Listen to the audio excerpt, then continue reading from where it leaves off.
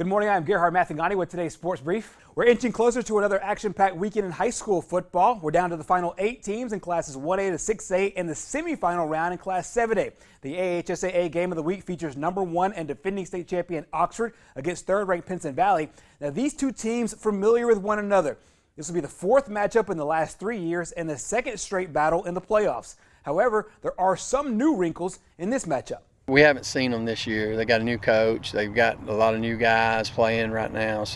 But they haven't seen us either. So it's one of those things where there's some familiarity, but you still got to prepare. You got to go over there with the mindset of we're going over there. It's a business trip. We're going to win. It's one game at a time. We're not looking past Pinson for sure. They're a great football team, and we'll, if we're fortunate enough to come out on top, we'll get prepared for next week too. So, they got a great football team.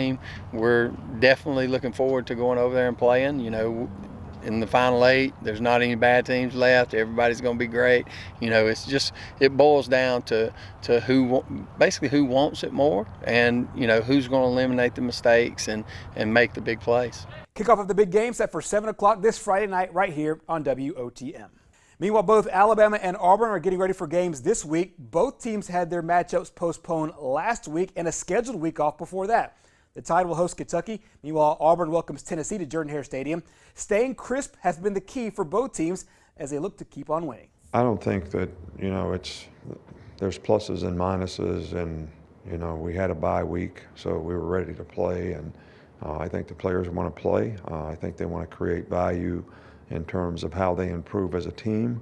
And I also think there's a lot of individual players that want to create value for themselves, and the only way they can do that is really play games. You got to be flexible, but we're going to deal with the facts, and that we really never flinch. Now at the same time, you got off the field guys that usually work a week ahead anyway, and you just got to be flexible, and you got to be prepared for the what ifs. So that's just part of the new normal.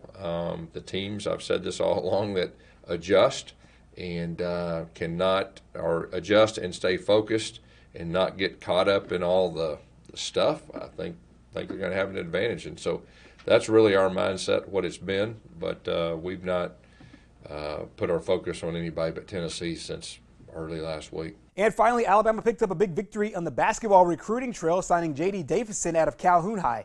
Davison is the top prospect in the state and the number 9 player in the nation for the class of 2021. The point guard highlights a dynamic trio for head coach Nate Oates. That class includes forward Jushawn Holt and JUCO transfer Langston Winston from Georgia Highlands College. And that wraps up your sports brief. Our program continues next.